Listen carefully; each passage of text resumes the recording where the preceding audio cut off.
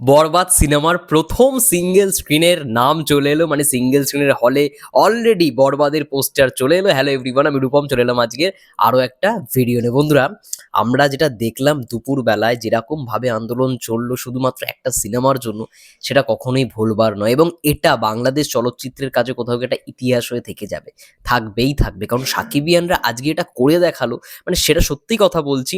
মানে অনেক বছর পর, আমার যতদূর মনে হয় 2017 সালে এই জিনিসটা হয়েছিল একবার এরকমভাবে প্রতিবাদ, এবং সাকিবিয়ানরা রেগে গেলে যে জিনিসটা হয় সেটা আবারও তারা দেখিয়ে দিয়েছে। তো সেই জায়গা থেকে দীর্ঘ 8 বছর পর আবারও সেই একই জিনিস। এবং কোথাও গিয়ে এখন যে ডিসিশনে আমরা দেখতে পাচ্ছি পরিচালক টিম থেকে শুরু করে, যেটা আমরা জানতে পারছি যে বরবাদ একেবারে আনকাট সার্টিফিকেট পেয়েছে। এবার পুরোপুরি কি আনকাট, মানে কোনো দৃশ্যই কি একেবারে ছাড়াই, মানে যেটাকে বলা হয় কাট করা হয়নি, সেটা একেবারেই ভুল। আমি এখনো পর্যন্ত যে খবরগুলো পাচ্ছি, এটা এখনো পর্যন্ত ক্লিয়ার হয়নি। মানে হতেও পারে 1-2 মিনিটের সিন হয়তো কাটা হয়েছে, যেটা আমি জানতে পারলাম মানে ডিরেক্টর প্রডিউসারের ইন্টারভিউগুলো থেকে, যে এরকম তাদের একটা সংশোধন করতে দিয়েছিল। আবার এটাও হতে পারে পুরোপুরি আনকাট সার্টিফিকেট। এবার যতক্ষণ না এটা অফিসিয়ালি কিছু সামনে আসছে বা এটাকে নিয়ে কথা বলছে ডিরেক্টোরিয়াল টিম বা বরবাদ টিম, ততক্ষণ তো আমরা কিছু ক্লিয়ার হতে পারছি না। কিন্তু হ্যাঁ, আলহামদুলিল্লাহ মেহেদী হাসান হৃদয় ভাইয়া লিখে দিয়েছে, মানে এটা আনকাট সার্টিফিকেশন পেয়ে গেছে। এবার কি দৃশ্য বাদ পড়লো না পড়লো সেটা অত মানে দেখার দরকার নেই, কারণ ডিউরেশন কিন্তু সেমই থাকছে। এই খবরটাই কিন্তু লেটেস্ট আপডেট।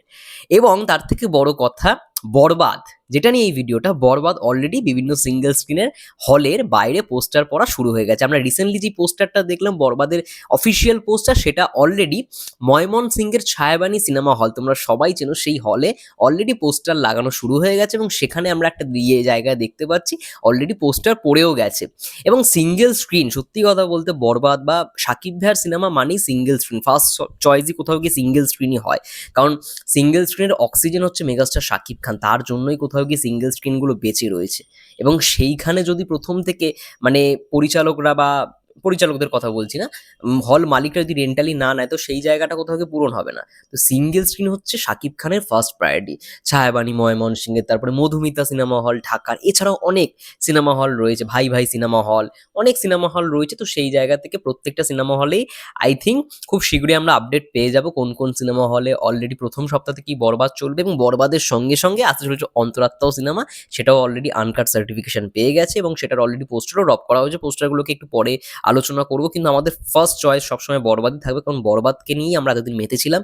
এবার মানে অন্তরাত্মা ছবিটাকে, মানে শোনা যাচ্ছে নাকি এরকমভাবেই ডিসিশন নেওয়া হয়েছে অন্তরাত্মা ছবিটা, মানে যদি বরবাদ না পেতো, বরবাদ যদি সার্টিফিকেশন না পেতো, তো সেই জায়গায় সাকিব ভাইয়া নাকি আহ সোহানি ম্যামকে ফোন করে বলেছে এরকম যে বরবাদ যদি না পাই অন্তরাত্মাটাকে নিয়ে আসা যেতেই পারে।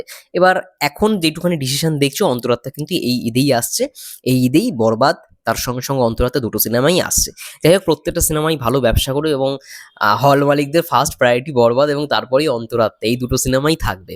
মানে দুটো, মানে কি বলবো, দুটো সিনেমা মেগাস্টার, দুটো সিনেমা, এটাই সব, মানে সব সিঙ্গেল স্ক্রিন, সব হয়তো মাল্টিপ্লেক্সের মানে ফার্স্ট প্রায়োরিটি থাকবে শাকিব খান। এবার বাকি সিনেমাগুলো তাহলে কি হবে, এটাই একটা দেখার বিষয়।